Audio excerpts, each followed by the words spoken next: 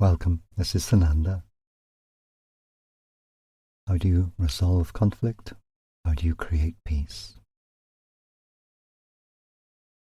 Let me begin by saying that I will not be addressing any particular conflict, since I wish to speak of general principles that are applicable across a very wide range of conflict.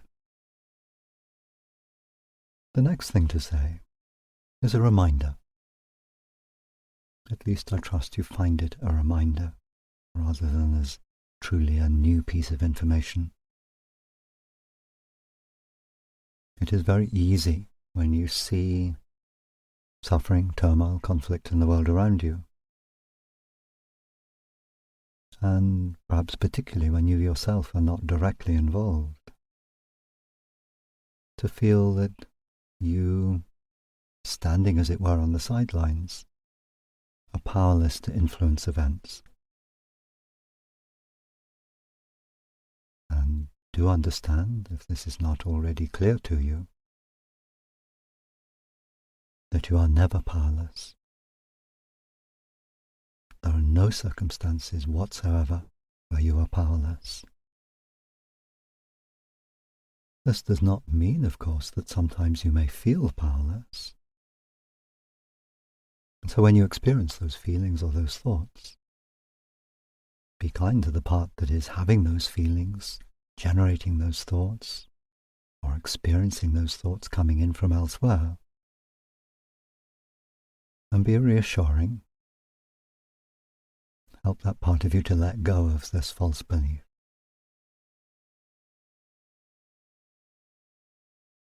All conflict played out in the outer world is a product of conflict within, suffering within. You can have the impression when you're human that you are a kind of discrete, that is to say, separate unit. And of course, having this individual human body reinforces that kind of idea or belief very strongly and directly. First of all, you are, as you almost certainly appreciate, very far from immune from the experiences of others. And this has a depth of truth about it that may not, however, be quite so apparent. In some respects, you are human consciousness, one aspect of human consciousness, not separate from it, but, to use that familiar analogy, a single drop of water within an ocean. You are, yes, that individual consciousness. You are a unique being. Your contribution to the universe is unique. Your presence is unique. But you're also part of the ocean. And in this context, since we're talking primarily about conflict of humans between humans, you are part of human consciousness. So ultimately, anyone, anywhere on planet Earth who is experiencing conflict, whether they're finding that conflict within themselves or whether it is part of an outer acting out of conflict that they're caught up in or in some way participants in, you're going to feel that. The degree of feeling will vary very much from individual to individual.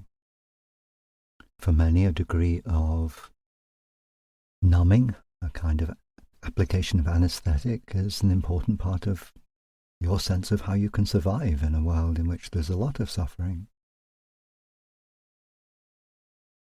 Others may experience themselves as being more sensitive than is manageable for them, and can lose a sense of an individual identity and so on. So the wide range of how this is experienced, but beneath the surface, whatever mode of response to that sensitivity to all human suffering is adopted, whether consciously or unconsciously, beneath the surface, deeper down, is this sharing of experience. So in that direction, you are part of a larger consciousness. But then in the other direction, if we travel in that direction, there can be this sense that you are a complete being. Yep, you can agree you're connected with the rest of human consciousness, but there can still be this feeling of, I am this integrated unit. I have a kind of unified experience of being human. But here too, that apparent truth is misleading. Again, if we come to you as a being, as a unit of consciousness, shall we say, you have that unique viewpoint, inevitably unique, because no other being has the same experience as you. That is to say, no other being is in the same point in time and space as you, not completely. So there is a uniqueness there, but that uniqueness is, in terms of human experience, overlaid with a garment of energy, many layers of energy, as you might wear many layers of clothes,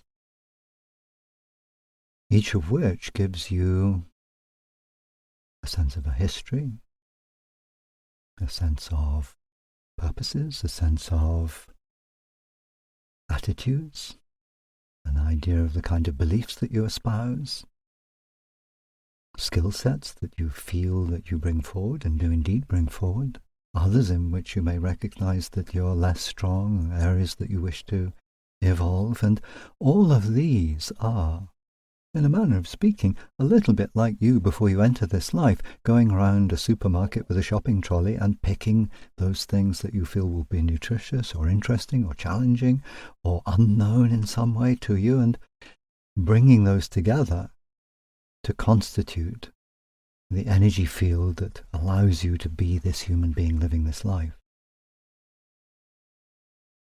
So in both directions, that is to say, looking at your connections outwards and then looking inwards at the constitution of your experience of being human, what you find is that there are not necessarily conflicts, but there are differences.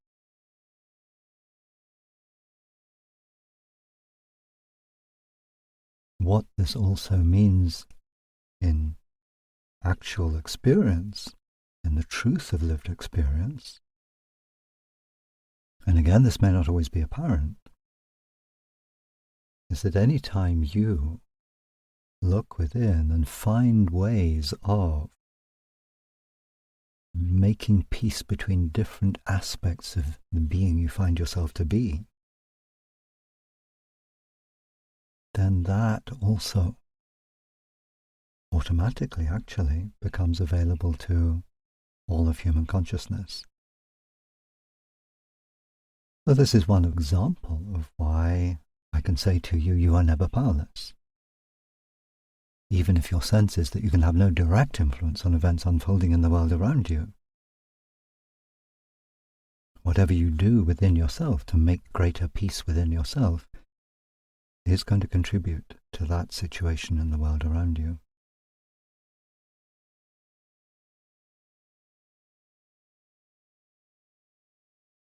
So far, in the brief mention I've made of making peace between different aspects of yourself, the image that might come to mind is of something like a counselor or a mediator. And indeed, having that role in relationship to different strands of your own experience is one very useful way of making peace. But there's a deeper way. Deeper in the sense that it links all of the ways that you may discover to create inner peace. And that really is to love unconditionally. If you're going to bring healing to yourself, if you're going to bring a greater experience of conflict being resolved, creating peace, finding harmony within, it's going to start with, or sooner or later, and preferably sooner, you're going to have to come to as much unconditional love as you can muster. You can always grow in unconditional love. Never be hard on yourself if you're not able to be in a state of 100% total unconditional love for every aspect of your being. You are, to use that familiar phrase, on a journey. Be comfortable with that. But there is more also that I think is of value to point out to you about the making of peace. First of all, peace itself can be seen as a somewhat strange commodity or state. It is the nature of your history as the group of societies to which you who are listening to these words belong, that peace has often been experienced as, or thought of as, an ending of war, or a leaving of war behind, or an avoidance of war. In other words, it takes its definition from what it is not, rather than from what it is. And part of my encouragement in speaking in this way with you is to encourage a continuing realization that peace is powerful in its own right, in its own self. That peace is not a unitary state of energy. It's not an absence of its opposite. It is a very wonderful state of being that, whilst unconditional love remains the primary doorway that will lead you to it, can be approached by many different paths. And so understand that there is something about peace or peacefulness that is more than or other than even the resolution of internal conflict. That is really valuable, but it's not the end of the story, or it's not all that making peace is about. Imagine a simple story here. Two friends going to a concert. And on the way, have a little falling out. Nothing much. She's telling him about the difficult day she's had. He's coming back with suggestions about how she might make tomorrow easier. She's thinking, I just want someone to listen to me. I don't want a load of good advice. He's thinking, I keep on giving my friend good advice. She never takes any notice. And so by the time they get to the concert, there's a little bit of a falling out, a bit of an edge, a bit of a distance. The music starts, but neither of them is really hearing the music. There's an internal churn. They're going back over what he said, she said, going back over the feelings that got stirred up, going back over the history that never seems to move on.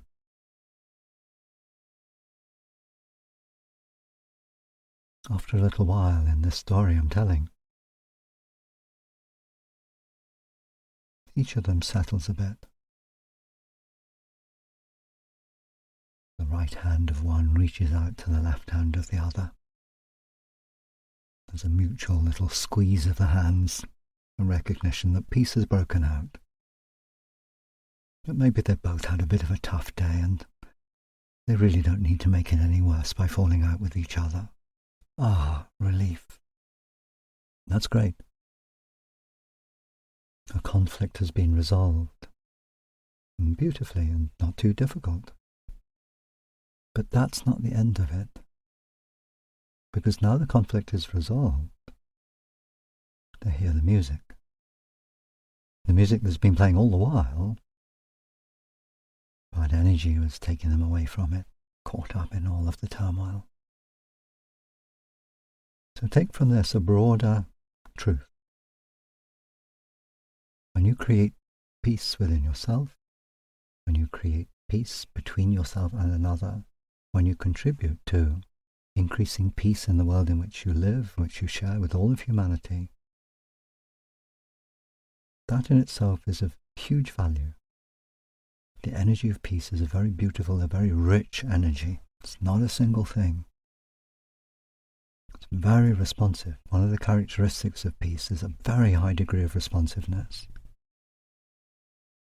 Because if you wish to develop peace in a world in which change is a precondition, being able to be nimble in your responsiveness, such a valuable skill.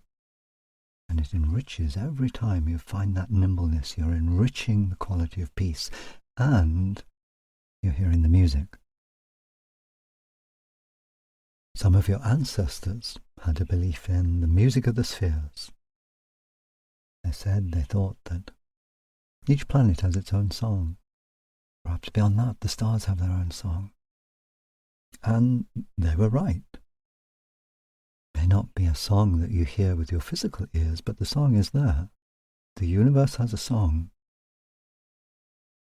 And whilst you are caught up on planet Earth in conflict, you miss the song of the universe. And that's what you're awakening to.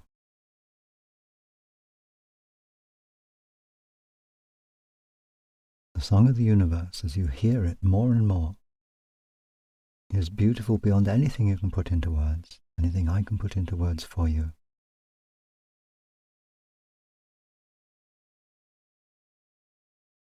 Another way of talking about this is that when I talk about the song of the universe, I'm also talking about alignment with your own source, your own truth, your own purpose.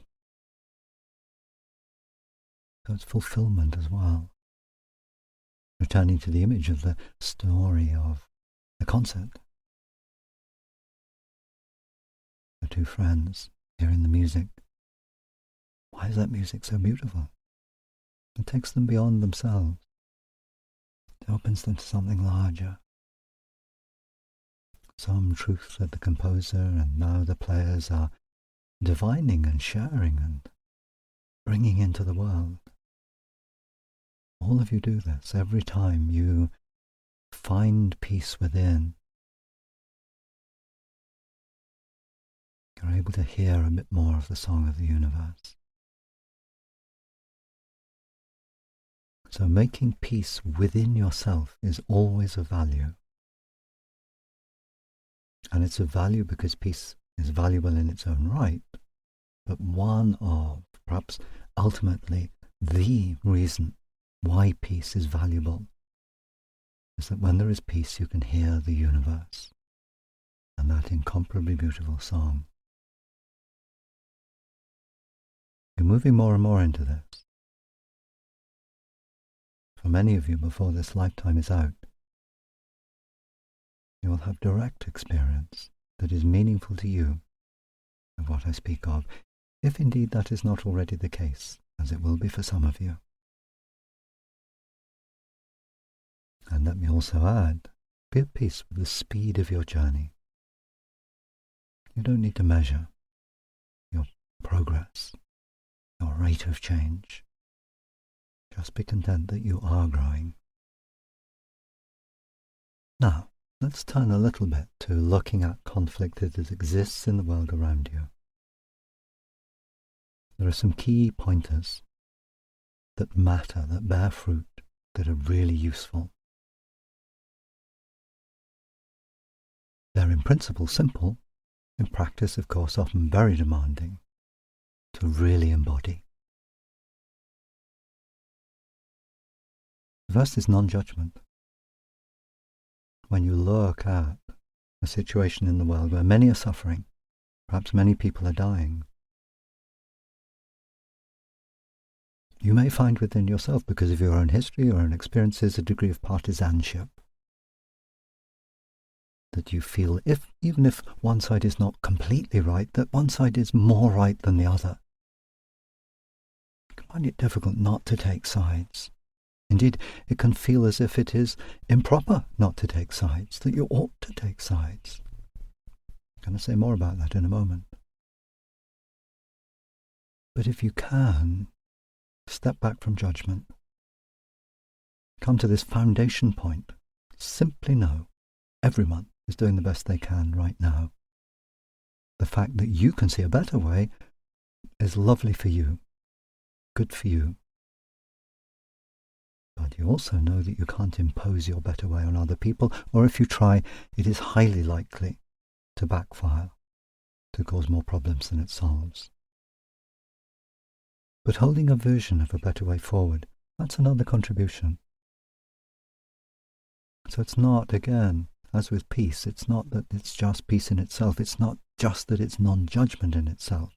It is that as you exercise non-judgment, it opens you up to your own higher vision. Your sense there is a better way. We can go this better way.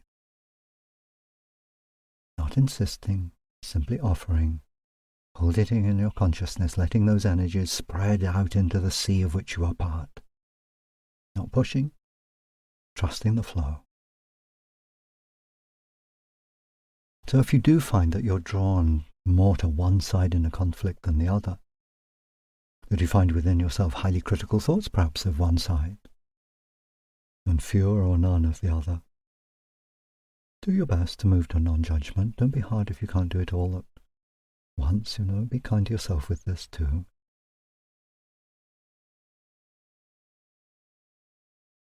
But if there is that sense of partisanship, see if you can focus in on those you are most judgmental of, most critical of.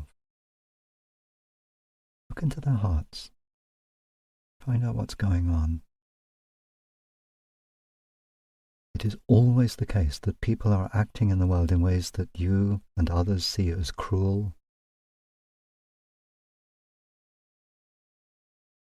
It is always coming from a place of pain. You will always find pain inside.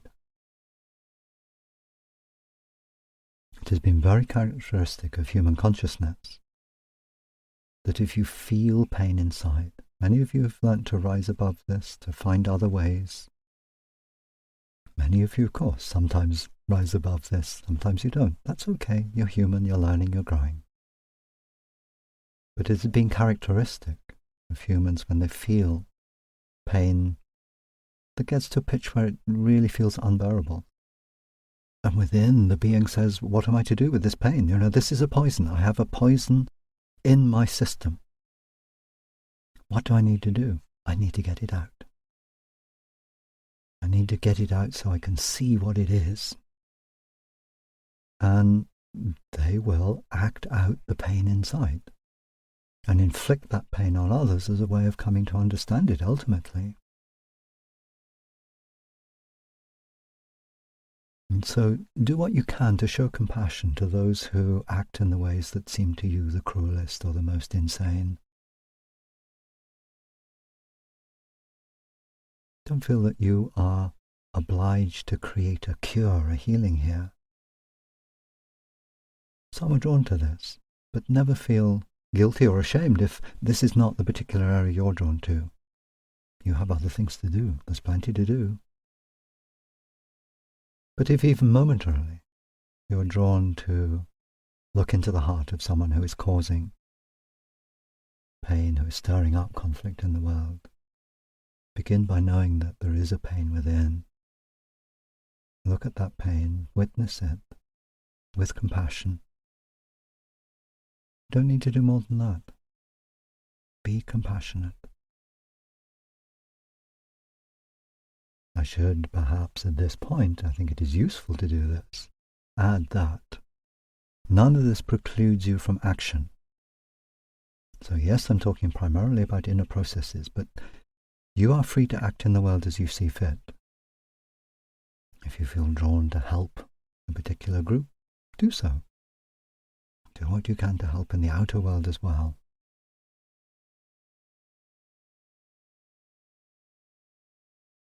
Often you will find, again, this is a very common characteristic in the societies that you live in, that there's considerable pressure, actually, to be far from a place of non-judgment and to step into a place of condemnation. I condemn this side. I condemn this person, this group of people. the idea is that by doing so, you show that you are on the right side, that you are one of the good guys rather than one of the bad guys, that your hat is a white one, not a black one. But I say, and I think for so many of you this is obvious, that condemnation, if you are on a journey towards greater oneness, and you are, from my perspective, condemnation is counterproductive. Condemnation is creating divisions or reinforcing divisions. It's the last thing you need. You've had plenty of those. It's time to let them go. As I said, you are at the level of human consciousness, you're one. And at the level of individual consciousness, you're a construct.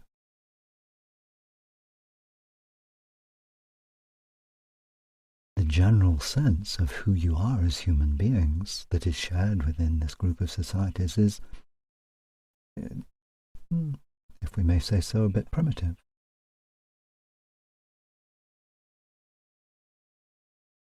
Recognize that you can see truly, actually you can see more truly when you refrain from condemnation. Again, you may find that you feel that one side, one person is committing acts that are deeply distressing to you. But you don't need to condemn the being. If you consider that everyone who is creating mayhem or pain or suffering in the outer world is coming from a place of pain within themselves, and then if you look at what the pain is and come down to fundamental principles, it is that those different strands that exist within that individual are not very well knit together. There is conflict between them. There is separation. And so you coming in, anyone coming in and saying, I condemn you, is simply reinforcing the pain. It is saying to this person, not only are you separated within yourself, you are separated from me. I cast you out. You are nothing or less than nothing to me. It's not going to help.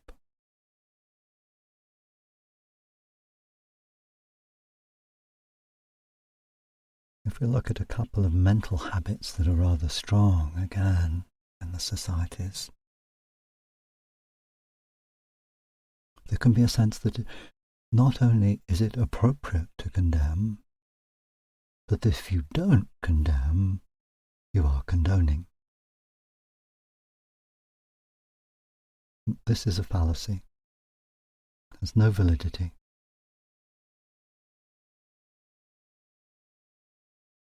Consider the range of responses that are available to you as a being, and amplify that up to the size of a universe. If you refrain from condemning, is it really true that all the universe can offer you, if you will not condemn, is the energy of condoning? Of course not. You are not so narrow, not so two-dimensional a being. You are a rich being in experience, in capability, in understanding, in wisdom. There are so many other responses available to you than a black and white choice between condemn or condone.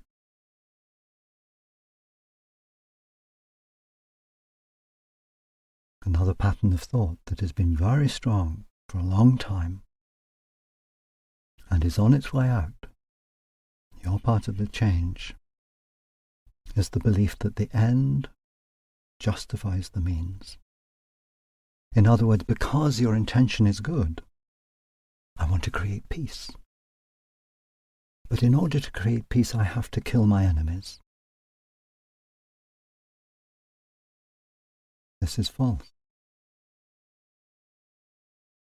Learn to see each action of yours in two ways that complement each other and help each other very much. First of all, that each action stands alone. If you're saying to someone, oh, I bombed this city out of existence because I needed to shorten the war, I needed to bring peace forward, recognize that actually, really, when it comes down to it, you bombed the city because that was what you chose to do. The rest is just a justification, an invented mental activity without any necessary truth about it.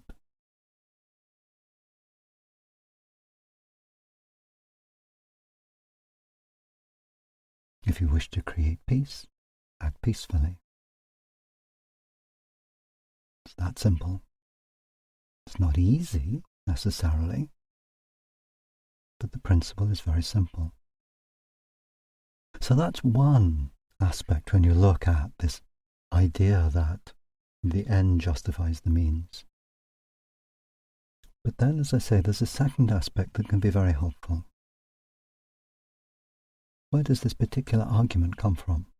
In the example I'm giving you here, an example that has happened many times. I destroyed the city in order to end the war. Again, have a look, not just into the heart now of the one who says this, but into the mind. And you're likely to find a whole forest of inherited ideas, some of them painful to the person who's holding those ideas, some of them very painful indeed, some of them creating intense conflict. You may find that there is a history that goes back, not just for this individual, but for his or her ancestors, his or her race, and so on. Been a lot of suffering on planet Earth.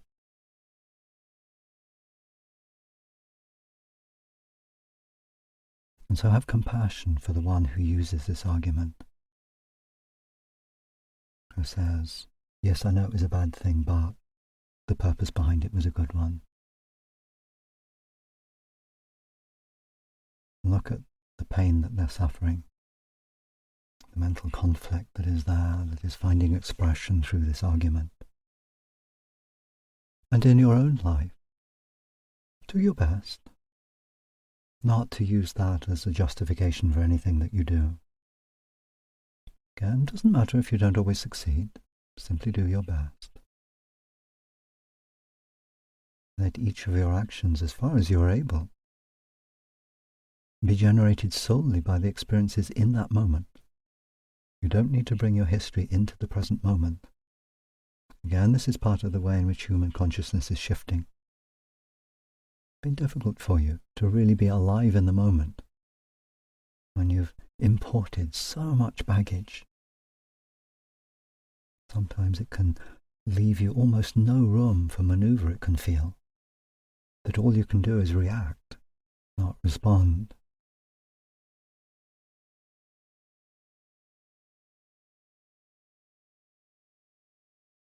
The energy of peace, and now I'm broadening this term out. Peace is big in itself, but let's broaden it out to talk of unconditional love, of your inner light, of your compassion, of the richness of your understanding. Recognize that you express this into the world. It flows outwards from you. It's quite often been the case, not for all of you listening to these words, but I would say for most, and perhaps even for all to some degree within this lifetime, that you've held your light in, that your own history, the own baggage that you've brought into the present moment has taught you that. You need to be careful,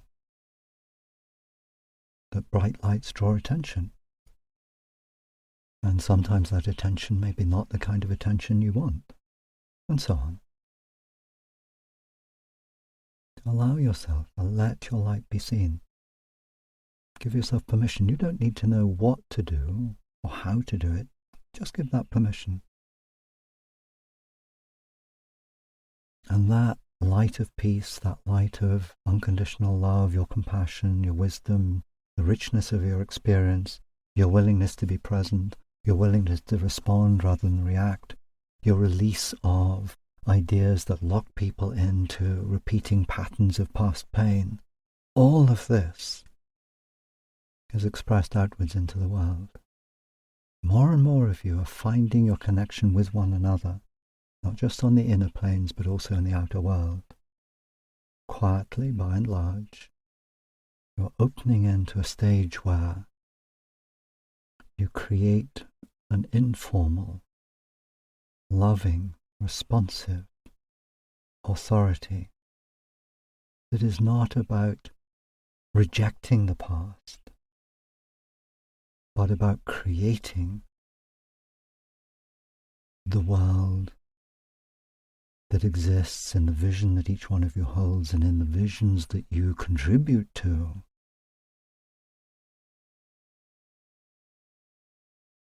So that you are not pushing a past of conflict away, not trying to bury it. Instead, you are simply saying, this that we're creating is so much more interesting,